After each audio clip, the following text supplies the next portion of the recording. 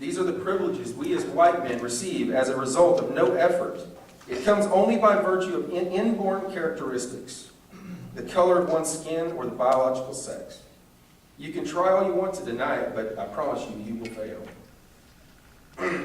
We see it in the language we choose to use. Have any of you heard or have any of you said, "I'm guilty," when your son is whining? Why are you acting like a little girl? As if that's a negative thing. We see in the very words that make up our language. Take the very word woman. 3 of the 5 letters spell man. You say that's not a big deal. Well, how about Mr. and Mrs., the very titles that we associate ourselves with? Is it ever occurred to anybody that Mr. is singular and by all means can stand alone? All the while, Mrs. is plural, and even worse, possessive. A woman can't get away from us males if she wanted to. I'm sorry, guys, but that type of ownership would drive absolutely most of us crazy. Think for a minute of every derogatory word you have ever heard. Go home tonight and draw 2 columns on a sheet of paper. Label one man, label the other woman. See which one fills up the fastest. This is an exercise I've done myself, and it's horrible that at least 80% of our negative words or curse words are directly related to a woman in some respect. And that 98% of them are directed at minorities in general. There is not a minority here that would argue with me about this, but I guarantee you there are some white guys out there thinking, this guy's lost his mind. Why is this? My guess, the reason that it's so hard for us to see is because we have the most to lose. Since we are at the top level of privilege, it is easy for us to overlook. In other words, your ability to recognize this syndrome significantly coincides with your exposure to it. If you're a minority, your exposure is much higher.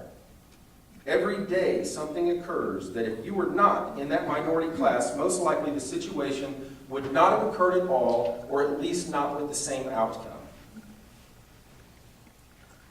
All right, I'm going to take a few minutes just to give us white guys some excuses.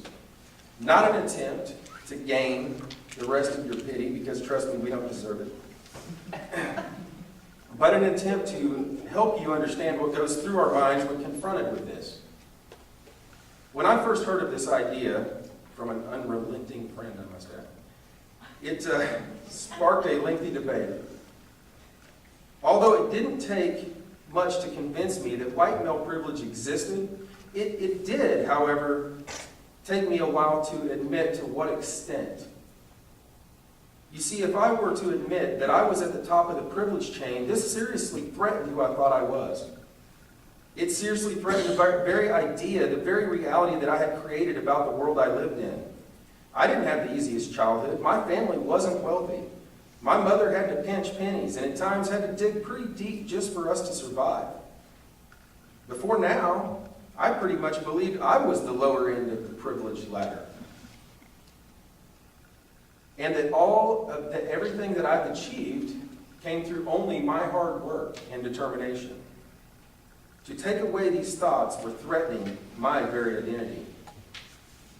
Why would I or any other white man in this room want to give up this privilege or think this way?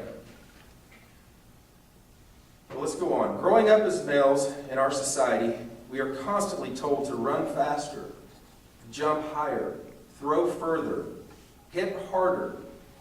Don't be a girl. Walk it off, you sissy, and try it again. We can't show emotion. We are taught to be tough. We are taught to keep our feelings to ourselves. And as a result, many of us do not develop empathy. We go through life stomping on people and demanding our place in this world. And at least for me, my place was at the top. If I had the ability to knock you off that spot or beat you out of a job, then that was my goal. The competitive nature of our society has produced generation after generation of self-absorbed men that have very little ability to feel sorry for anyone who doesn't look like them, believe like them, or act like them. I worked hard for what I have, right? No one took those tests in college for me. My undergrad GPA was set. There were no comparative ratio calculations applied to it as a result of my non-existent minority status when I was admitted into graduate school. All right, imagine, as my ego at this point keeps stroking itself, it hit me. What if I'd been born black? Nothing else changed but the color of my skin. Where would I be today? I venture to say probably not here. Given everything equal, history has shown minorities are much less likely to get a loan for a home, business, or a car, are much less likely to be admitted into the same programs in schools, are much more likely to be targeted by police, and without a doubt their opinions and contributions have been devalued in our society. Once I started to recognize this, well, I must admit my OCD kicked in full gear, and I started obsessing about an ethnic opposite twin. That would be the guy that is equal to me in every way socioeconomically. He lives in a similar neighborhood, has 2 kids, 2.5 autos, enjoys drinking $9 six-pack beer, has a good career, a 401k, college funds for his kids. Again, the only difference here, people, is the color of his skin.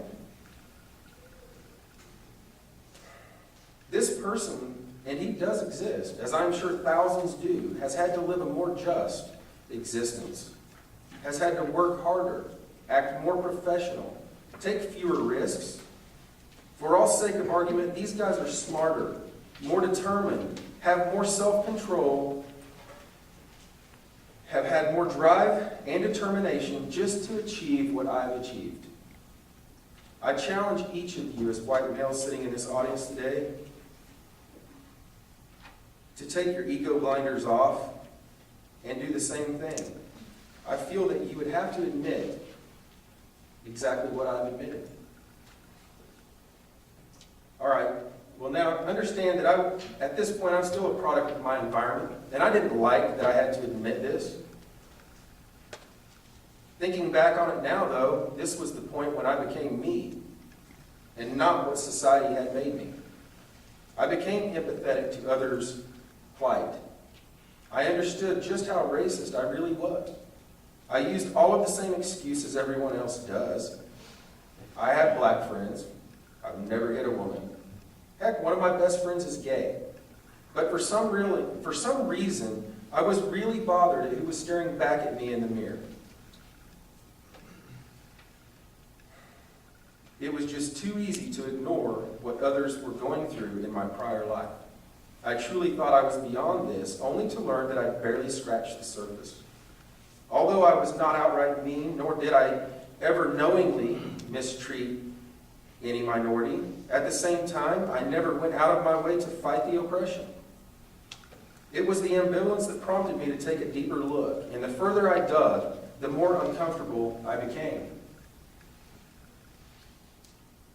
All of the old fears started rushing back. All this time I thought I was supporting minority rights by not outright hating anyone due to their sexual preference, color of skin, or gender. But in reality, I was doing nothing. And in doing nothing, I was therefore perpetuating the very problem. It took me a little while to become okay with the thought of standing up for the gay community in public. Don't get me wrong, I supported them just fine from my closet. But to do so publicly is a whole different animal. What if someone thought I was gay? How would that affect my life? What might happen at work? What might happen to my longtime friends? Again, my ego was becoming restless, but just like when I accepted that this type of racism was in fact true, I knew now more than ever just how much damage I was causing by allowing it to persist.